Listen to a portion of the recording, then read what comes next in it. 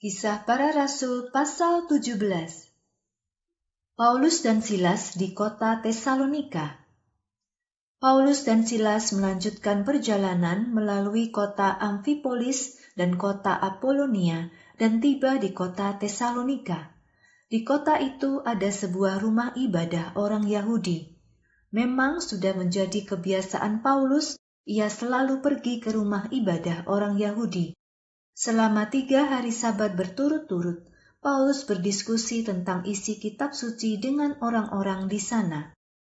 Ia menjelaskan dan memberikan bukti bahwa Kristus harus menderita dan bangkit dari kematian. Ia berkata kepada mereka, "Yesus yang kuberitakan kepadamu ini adalah Kristus." Sebagian dari orang-orang Yahudi yang ada di situ menjadi percaya, lalu memutuskan untuk bergabung dengan Paulus dan Silas.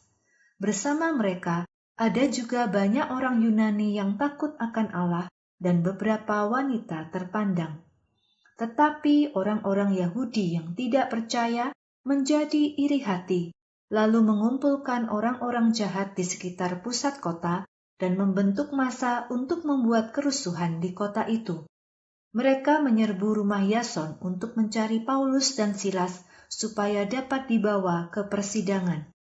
Ketika mereka tidak dapat menemukan Paulus dan Silas, maka mereka menyeret Yason dan beberapa orang percaya lainnya ke hadapan penguasa kota itu sambil berteriak, "Orang-orang yang telah menyebabkan kerusuhan di seluruh dunia sudah datang ke sini.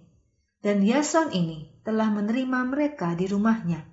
Mereka semua ini melakukan hal-hal yang bertentangan dengan ketetapan Kaisar, karena mereka berkata bahwa ada raja lain, yaitu Yesus." Mendengar hal ini, banyak orang dan para penguasa kota yang berhasil dihasut dan menjadi gempar. Tetapi setelah menerima uang jaminan keamanan, mereka membebaskan Yason dan orang-orang percaya lainnya. Paulus dan Silas ke kota Berea. Malam itu juga, orang-orang percaya di kota Tesalonika segera mengutus Paulus dan Silas pergi ke kota Berea. Sesampainya di kota itu, keduanya pergi ke rumah ibadah orang Yahudi. Orang-orang Yahudi di kota Berea memiliki sikap yang lebih terbuka daripada orang-orang Yahudi di kota Tesalonika. Mereka mendengarkan hal-hal yang disampaikan Paulus dan Silas dengan penuh perhatian. Setiap hari, mereka mempelajari kitab suci untuk memeriksa apakah pengajaran yang disampaikan Paulus itu benar atau tidak.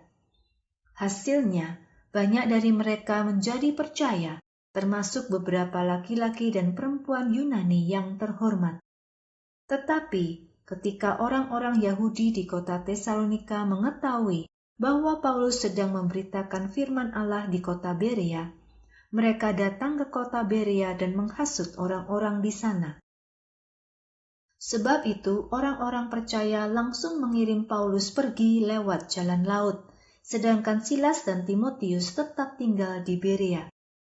Kemudian, orang-orang percaya yang menemani Paulus mengantarnya sampai ke kota Athena.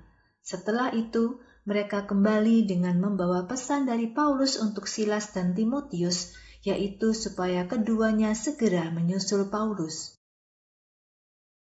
Paulus di kota Athena. Sementara menunggu Timotius dan Silas di kota Athena, roh Paulus sangat sedih karena melihat kota itu dipenuhi dengan berhala. Oleh sebab itu, Paulus berdiskusi dengan orang-orang Yahudi dan orang-orang Yunani yang takut akan Allah di rumah ibadah orang Yahudi. Paulus juga pergi ke tempat-tempat umum setiap hari dan berbicara dengan semua orang yang ada di sana. Beberapa ahli pikir aliran Epikuros dan Stoa mulai berdebat dengan Paulus.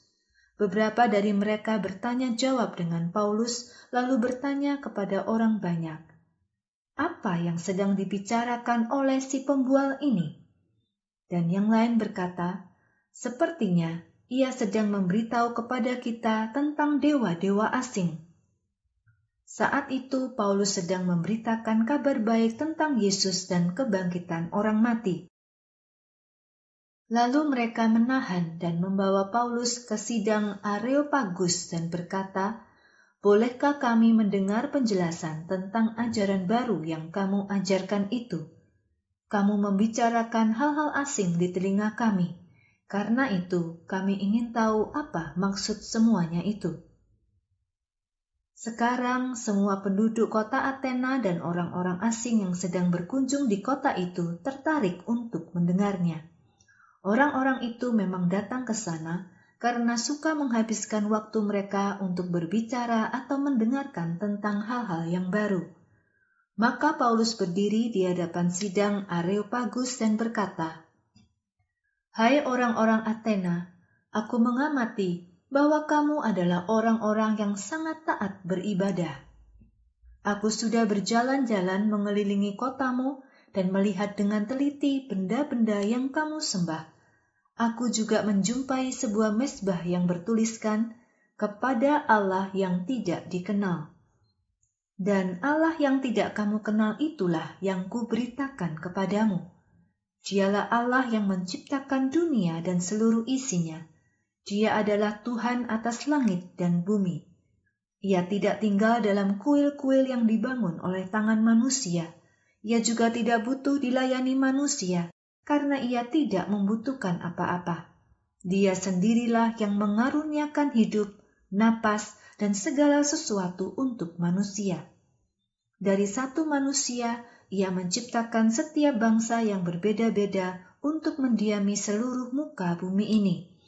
Ia juga menentukan waktu-waktu yang ditetapkannya dan di mana mereka akan tinggal. Allah ingin supaya manusia mencari Dia.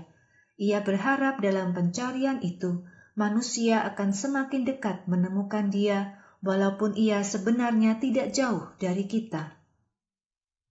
Sebab di dalam Dia, kita hidup, bergerak, dan ada. Seperti yang ditulis oleh para penyairmu, bahwa kita juga adalah anak-anaknya. Karena kita semua adalah anak-anak Allah, maka kamu tidak boleh berpikir bahwa keadaan Allah itu seperti emas, perak, atau batu. Ia itu bukan gambaran dari keterampilan dan pikiran manusia. Dahulu, pada zaman kebodohan, manusia melalaikan Allah, tetapi sekarang Ia memerintahkan semua orang untuk bertobat. Sebab Allah sudah menentukan satu hari nanti, Ia akan mengadili dunia dengan adil. Ia akan menunjuk seorang manusia yang telah dipilihnya, sehingga menjadi bukti kepada semua orang, yaitu dengan membangkitkan manusia itu dari kematian. Ketika orang-orang itu mendengar tentang kebangkitan orang mati, beberapa dari mereka mulai menertawakannya. Tetapi ada juga yang berkata, "Kami mau mendengar lagi dari kamu tentang hal ini." Lalu Paulus pergi dari antara orang banyak itu. Beberapa orang menjadi percaya dan mengikut Paulus. Di antaranya adalah Dionysius, seorang anggota sidang Areopagus, dan seorang perempuan bernama Damaris, serta orang-orang lain yang bersama-sama dengan mereka.